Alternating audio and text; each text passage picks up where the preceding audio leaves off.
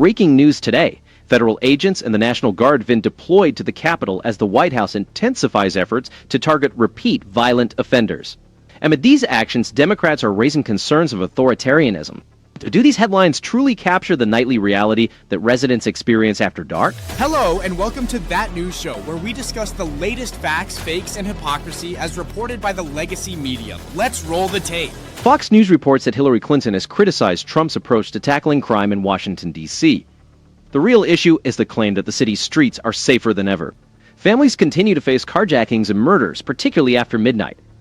According to Fox, the White House has lawfully used emergency powers to bring stability to a city that local leaders have failed to secure. Critics respond with mere slogans and skewed statistics rather than actual solutions.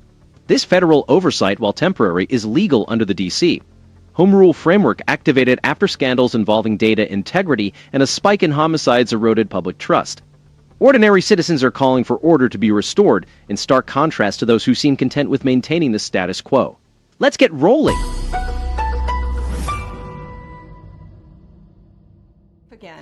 Our next guest has been doing his part recently helping to convict a D.C. suspect of abduction and attempted rape. Virginia Attorney General Jason Miaras joins us now. AG Miaras, thank you so much for waking up with us this morning. What is your reaction to what President Trump is doing in Washington, D.C.? Accountability and common sense are once again part of the conversation. A violent predator has been removed from our streets, highlighting the priorities our city has overlooked while political elites offered overly optimistic views on crime rates. Firstly, a dangerous suspect in D.C. involved in abduction and attempted rape was brought to justice, thanks to cooperation from prosecutors who prioritize victims. This approach should be the blueprint for restoring order, not the detached theories of academics unfamiliar with the dangers of our neighborhoods at night. Secondly, the federal crackdown responds to genuine fear and victimization, not just statistics. With rising carjackings and homicides, residents have been disillusioned by leaders who criticize strong policing as unhinged. This isn't about authoritarianism. It's about the government performing its basic duty to ensure safety. Thirdly, it's time to end the manipulation of crime data. When city leadership reports declines in crime, yet frontline officers and analysts highlight underreporting and ambiguous data, the discrepancy is clear. If crime statistics are favorable yet families avoid downtown areas at night, then these numbers don't reflect reality. What's crucial now is that federal authority, while temporary, focuses on violent repeat offenders who compromise our city's safety. This targeted approach, successful in neighboring areas, involves identifying chronic offenders, prosecuting them decisively, and ensuring they remain off the streets. It's straightforward and requires determination. To our guest, your role is vital. When prosecutors avoid diluting serious charges and judges treat repeat offenders with the severity they deserve, we start to see positive changes. Families return downtown for meals, workers no longer rush to their cars after dark, and tourists feel safer. This is how our capital signals its commitment to public order. Critics may downplay the issues, but the public sees the reality.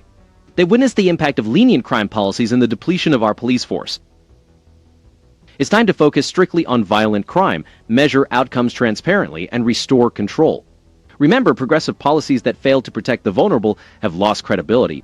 The bottom line for the Capitol: end the chaos with no excuses. Prioritize victims over offenders, uphold civil liberties, and enforce the law firmly. Those doubting the need for a law and order approach should consider the experiences of commuters, hotel clerks, service workers, and interns who navigate the city after dark. They know the kind of city they wish to inhabit. We have so many citizens in Northern Virginia that work in the district, and they have shared with me, and I've seen and talked to them, as soon as they're done with their workday, whereas before they maybe stayed and went out to dinner or the Kennedy Center, they come immediately back to Virginia. And I just think of Christy Batista. She was a recent JMU grad, beautiful young woman from Arlington who had gone into the district to go see a concert, and she was brutally stabbed to death at her own hotel. The real-world cost of neglect and spin is significant. Normal people altering their routines, dollars fleeing the city post-sunset, and a young Virginian tragically absent from her family.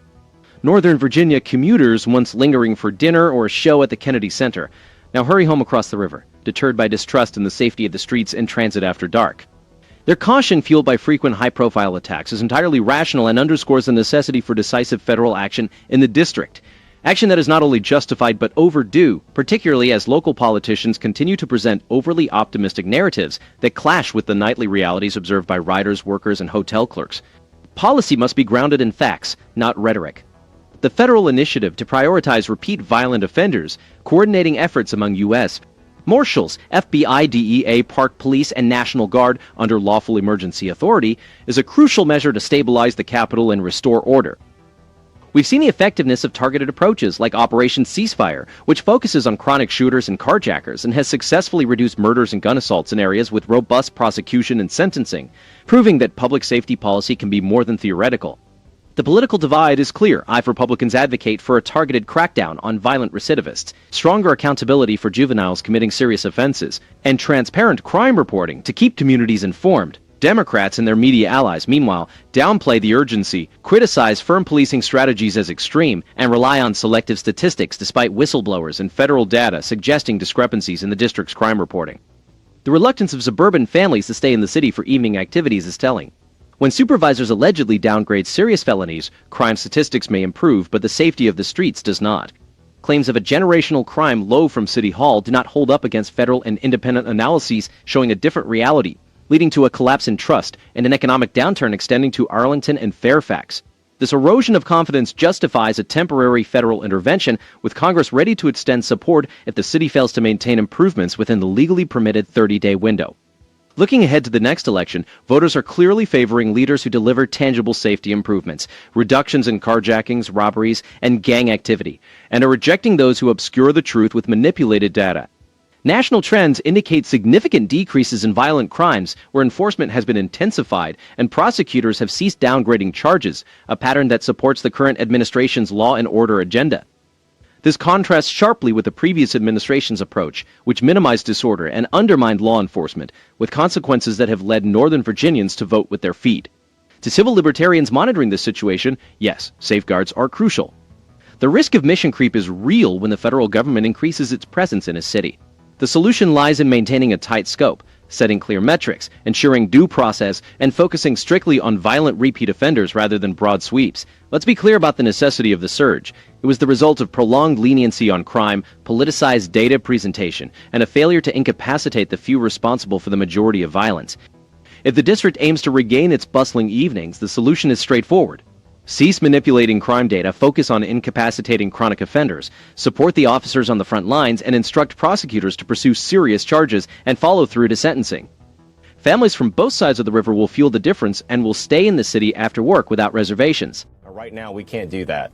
Yeah, it's hard to understand why someone can take objection to what President Trump is saying and doing.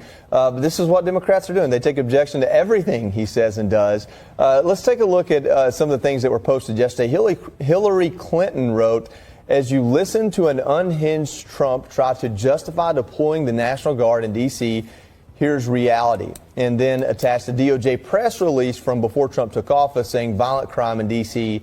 is at a 30-year low. And then House Minority Leader Hakeem Jeffries says violent crime in Washington, D.C. is at a 30-year low. Donald Trump has no basis to take over the local police department and zero credibility on the issues of law and order get lost. The only problem with that is, with minimal research, I can see that in 2012, which was actually a 30-year low, that was a 112.5% lower homicide rate than in 2024. So not only are they taking issue with making D.C. safer, they're also putting out false information. Well, it's not just that. When talking points collapse, the spin machine doubles down. Staffers savvy enough to compare slogans with hard numbers see through the discrepancies. The city's dashboard indicates a downward trend in violent crime year to date. Yet there are still over 1,500 violent offenses and approximately 15,000 total offenses recorded so far. This hardly paints the serene picture of the capital that pundits portray. Even the Justice Department's claim of a 30-year low comes with a significant caveat. A one-year drop after a severe surge doesn't negate the fact that today's homicide levels are still higher than they were a decade ago, and residents feel the difference after dark. Independent analysts suggest that the capital's open data may overstate the decline, noting that while murders have decreased from their late 2023 peak and carjackings have reduced, both remain more frequent than in pre-pandemic years. This underscores the need for a targeted approach against repeat violent offenders.